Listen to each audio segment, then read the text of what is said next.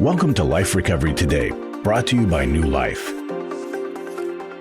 If you're feeling stuck in addiction, grief, anxiety, or broken relationships, you're not alone.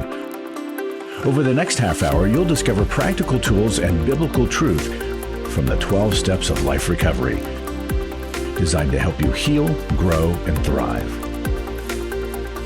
Because recovery isn't just about what you're giving up, it's about who you're becoming. Whether you're new to recovery or looking to go deeper, we have resources to guide you.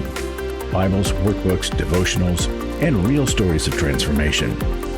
You can start your journey today on your own, in a group, or through your church. Visit newlife.com or call 1-800-NEW-LIFE to take the next step. This is your time for healing, hope, and freedom. This is Life Recovery Today.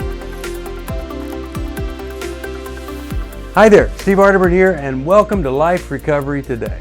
If you haven't recovered your life, God would sure love to help you do that. A lot of times our trouble, well, it starts pretty young.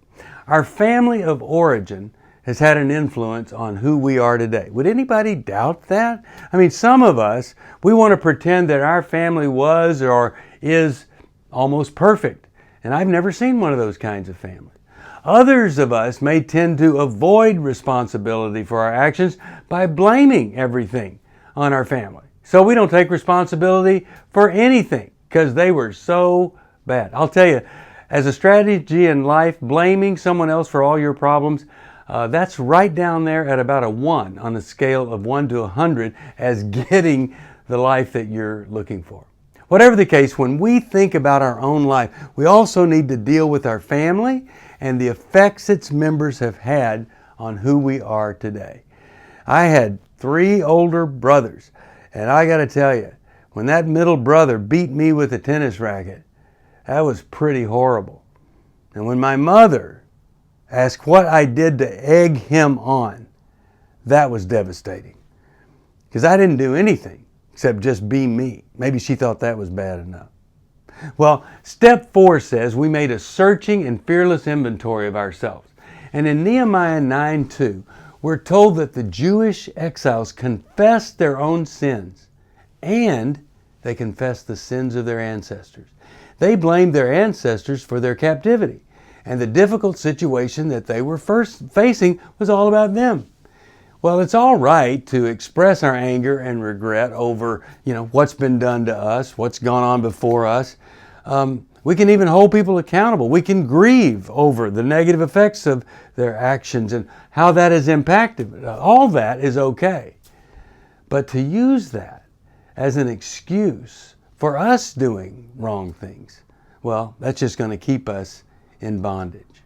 Now, today, one of my favorite people, Dr. Jacqui Mack-Harris. I love saying that name as much as Rancho Cucamonga.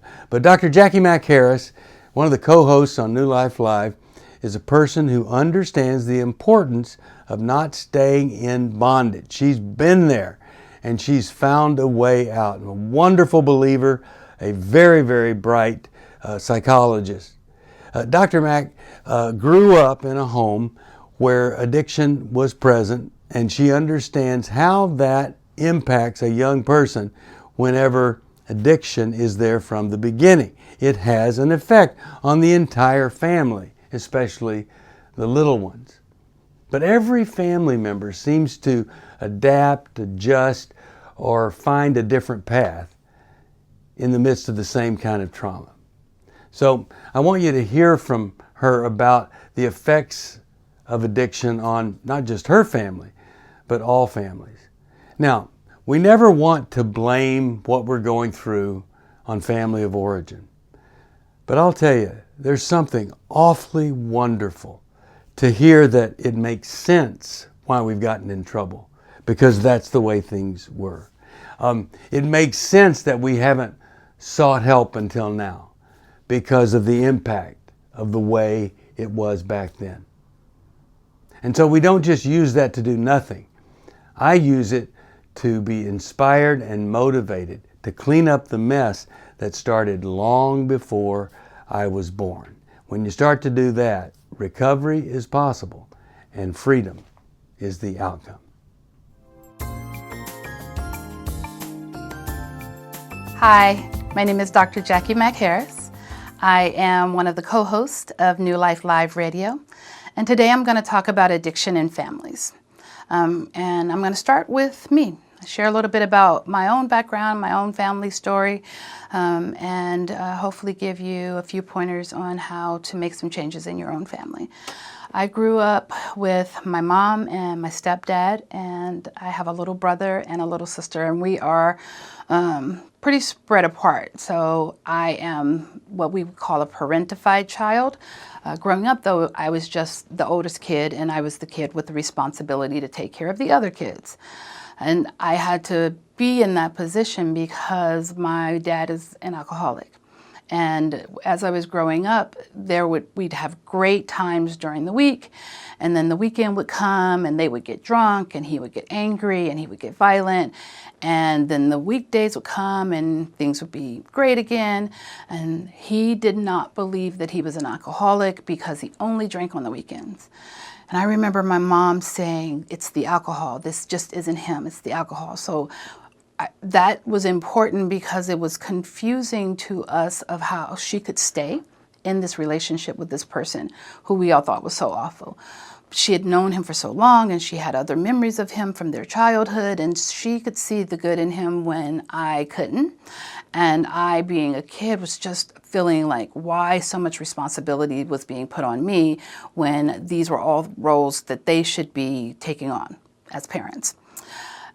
Growing up, I learned that I would need to do things for myself because I couldn't trust the adults in my life to do things for me. And that was one of the effects of having addiction in our family, because my mom was so busy dealing with the emotions and the battles with my dad and the alcohol, and my dad was busy dealing with the battle of fighting with her because he really didn't think he had a problem. He felt like she was the problem, that they didn't have time or energy to focus on us as the children.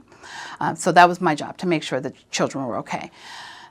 When my dad finally got sober, it was because everybody was gone. My mom and my brother moved away. I had gone to the military, so I'd moved away. My sister had moved to another state, and she was a teenager still, but she had moved out, and so he was home alone. And I remember him telling me that that was his bottom. He had hit the place where he was all alone, and I think that that was his greatest fear, was to be alone. And so he started a recovery program. That would be about 34 years ago now. And in his recovery program, he had to make amends. He had to figure out what was emotionally going on underneath all of the cover-up of alcohol. He had to figure out what emotions were driving it. So what was going on emotionally that was propelling him towards addiction. And as he went through that process, the rest of the family was in a healing process as well. And so what I learned through my own recovery is that I had taken on some things in my life that had become almost character traits because of being this parentified adult, because of the addiction.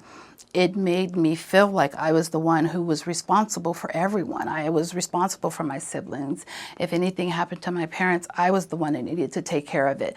And this translated in my life to being a workaholic, to being the person who is always feeling overwhelmed by other people's emotions because everybody would come to me with their things. And eventually over time, I learned to turn all that emotion off. And so I got to the place where I was emotionally avoidant. And that made me feel safe. That made me feel strong. That protected me. I basically armored up. And I put a wall around me to keep me from getting hurt. I just didn't care enough to care.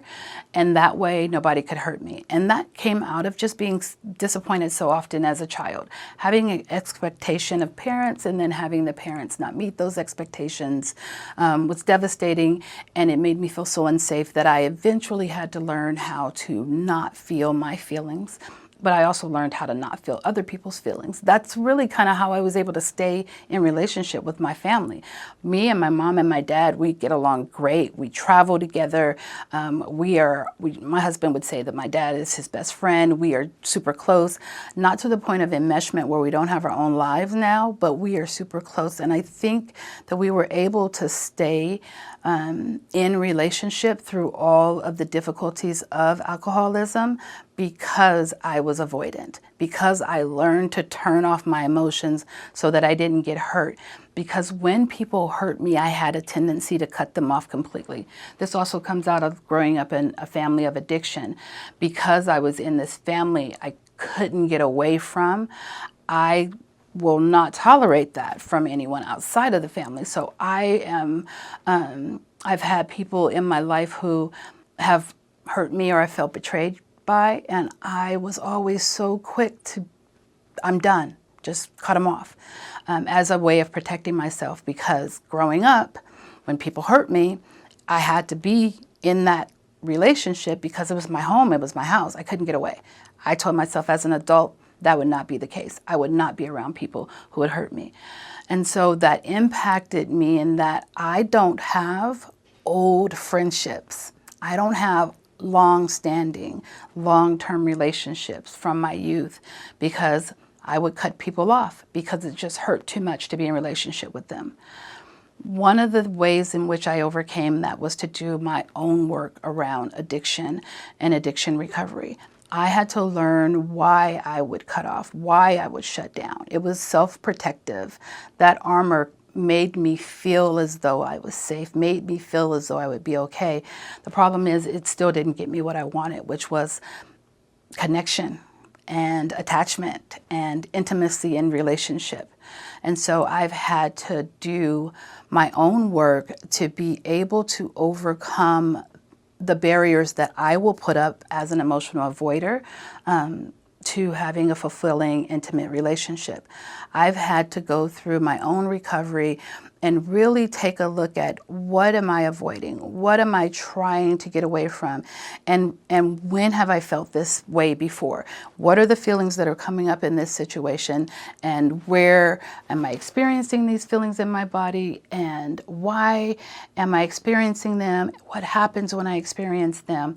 And the more that I've done that, the better able I have been to name what's happening and to assign the meaning to it that is true and not just a trigger from my childhood. Because I can look back now and go, oh, I remember feeling this when. And then I can ask myself, is this what I'm experiencing now, the exact same thing, or is this something different? And that brings me into the present moment. Because one of the problems for emotional avoiders is that they aren't often present in the moment because they are shut down and tuned out in order to protect themselves. I learned that that self-protective mechanism that I was using for all those years that was a great survival tool was stopping me from getting what I really wanted in my relationships in the present time. So now I can name what's going on, and then I can take a risk and ask for my need to be met. And when you grow up in a family of addiction, you don't want to take risks and you don't want to ask for a need to be met. And it was in recovery that I learned how to do that. I learned how to put my needs out to the person who says they love me and are in relationship with me, and to wait for their response. And most of the time, that need is met. Most of the time, my husband, my mother, my sibling, they're able to meet that need. And when they can't, we can have a conversation about it. It's not just a complete cutoff anymore. I can tolerate their truth as well as I can share my own. And so I hope that those of you who may be dealing with addiction, having addiction in the family, when you hear this, that you feel encouraged that there is help available. Even if you are not the person with the addiction, there is help available for you as a family member. There is still recovery to be had for you, and it can be life-changing and help you get to the place where you're having the kind of relationships you want to have because you're able to show up emotionally and be present and manage some of your past triggers.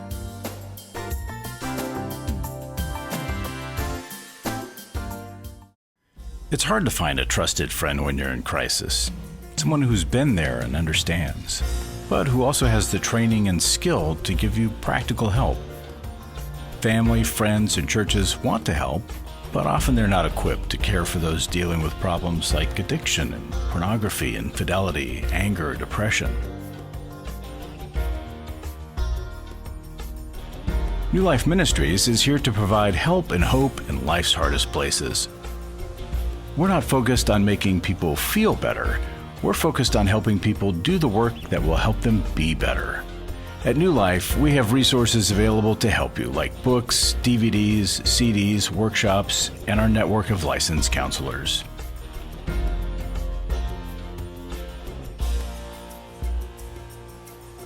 If you need help, call 1-800-NEW-LIFE and begin your new life today. Life recovery isn't just about making the courageous choice to give up an addiction or dependency. It's a journey towards health, wholeness, and becoming your very best you. If you need resources to help you in your journey, we can help. There are many life recovery resources that you can do on your own, with a group, or with your church.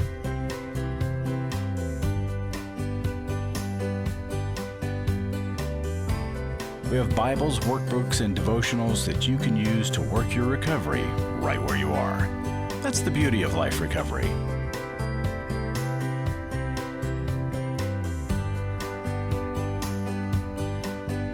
To learn more or to get the Life Recovery Bible or any other life recovery resource, visit liferecoverytoday.net or call us at 1-800-NEW-LIFE. 1-800-NEW-LIFE.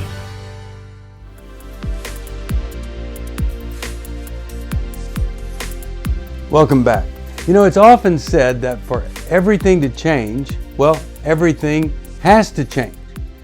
Jacqui Mack knows that living with an addict has an effect on every member of the family. But it's also unique how that impact or that influence hits the family experience and then is recreated in another family in the future. But we can become the transition generation where it doesn't always just get passed along. That's what I want for you, and that's what Jacqui Mack-Harris wants for you. Here's what I've come to discover. No one thing changes everything.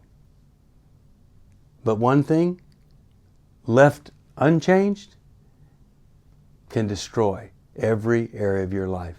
We want to get the destruction out of the way.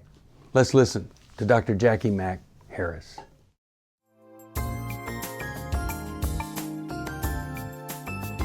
Hi, my name is Dr. Jacqui Mack-Harris. I am a licensed marriage and family therapist and one of the co-hosts here at New Life Live Radio. And today I'm going to be talking to you about addiction and how it really does impact everyone in the family, and it impacts the family and the family members in different ways. It can, for the person who is addicted, right, they may have one set of issues around their drinking or their drug use or gambling or whatever their addiction is, whether it's a substance or a process. There are different things that they do to keep that cycle going. The rest of the family contributes in different ways as well. Some people become codependent. This is the person who really wants to take care of and love on and help their partner. And then so there's this back and forth of need where the one person needs to be needed. And so they are doing things for the person that might really enable them to remain in their addiction, but they're doing it because they need to be needed. It feels good to take care of people. It feels good to make people happy. Unfortunately, they're stuck in this cycle where they're doing something that might actually just be helping this person continue to be stuck. And so there's help for that. You can go, there's a Codependency Anonymous, there is recovery, so there's help out there for that.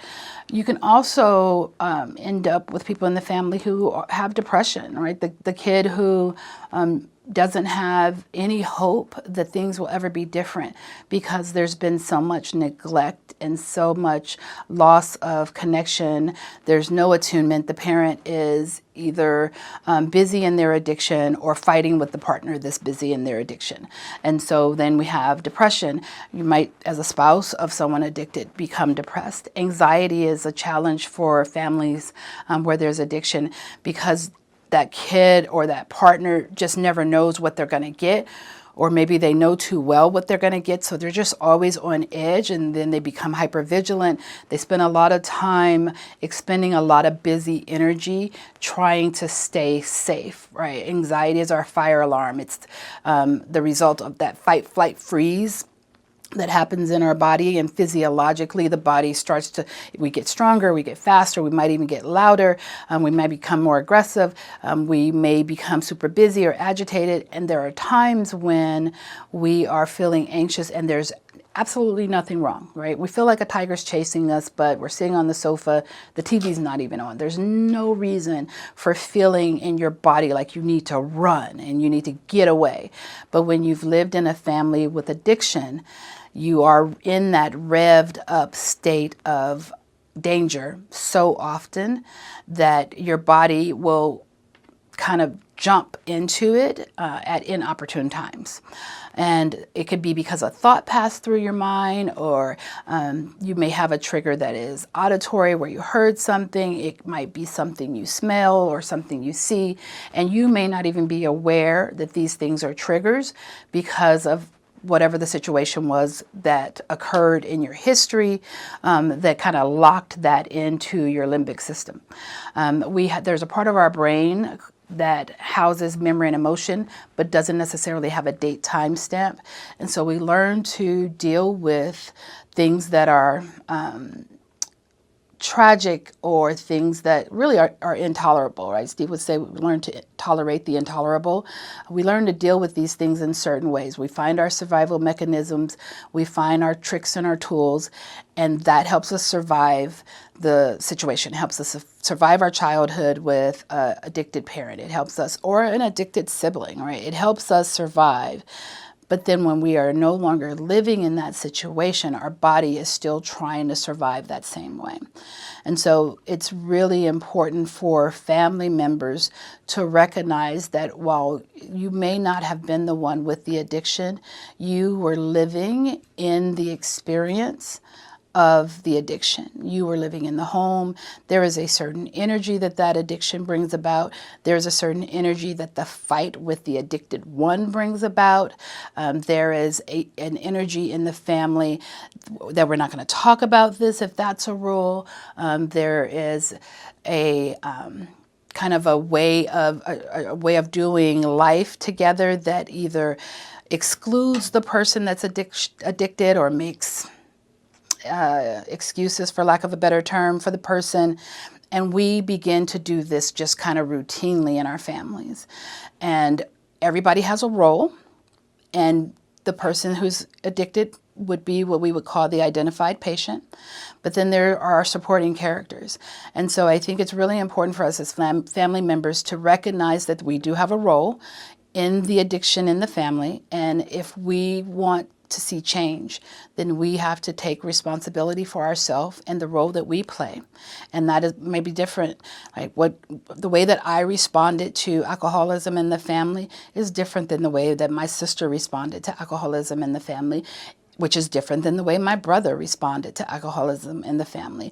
But we each had a role that we played at the time we were growing up in that home, and we each had a role as we became adults, and we each now have a responsibility to ourselves and our own families, right? Our own family units that we now have. We have a responsibility to do our work and to gain healing so that we are not continuing to traumatize our family, continuing to put restrictions and limitations on the family out of fear of what was. And so what I would recommend is that you get into a recovery program, reach out, try to find a good Christian counselor that can be supportive of you as you're on the journey one, to discover what you would need to change in order to feel more yourself, in order to feel healthy, in order to be present in your current family, on your job, if you're in school. And we're in a season that's just been really heavy and challenging, and we're noticing a lot of people are drinking more, using drugs more, because there's been so much change that's happened, so much restriction that's happened, so much unknown. And so you might find yourself being more anxious than you've ever been before, and it might be triggering some old memories and some old feelings from your childhood that you didn't even know you had. So if you could reach out to someone and get help, you could start the recovery process for yourself. You could start to move through, not necessarily just past, but move through the grief and move through the trauma and move through the depression and the anxiety, and learn how to regulate your emotions, learn how to manage any stressors that might lead you to feel more anxious or lead to addiction. And one of the ways you can do this is by giving us a call here at New Life, and you can call 1-800-639-5433, and we would love to help you find a counselor that can join you on this journey. Thank you.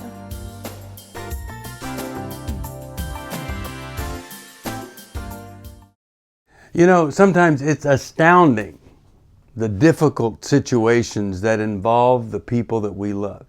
In some of those situations, well, of course, the wise course is it's hard to find. It's not clear. And a lot of times we feel a heavy burden to act. We don't have any idea what to do.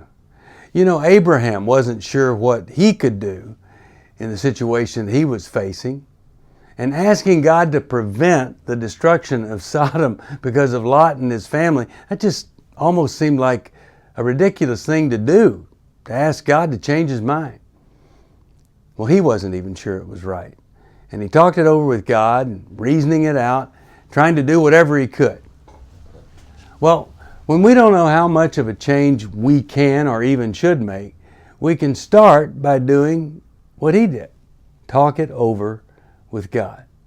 You know, so often people will ask me, what in the world do I need to do to find out God's will?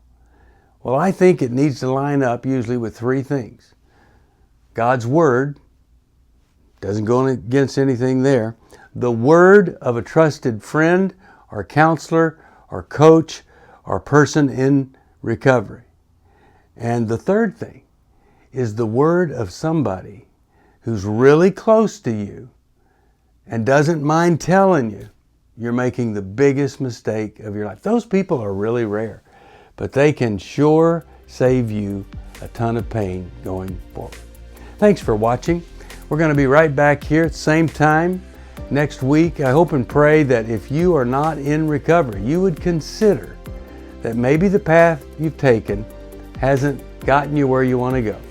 And you call us at 1-800-NEW-LIFE, and we'll give you the steps on a brand new path. Thanks for joining us for Life Recovery Today, where we believe your past doesn't have to define your future. If you're ready to take the next step, we're here to help with Bibles, workbooks, devotionals, and more. Visit newlife.com or call 1-800-NEW-LIFE. Your journey to healing and freedom can start right now. Until next time, stay hopeful, stay courageous, and keep moving forward.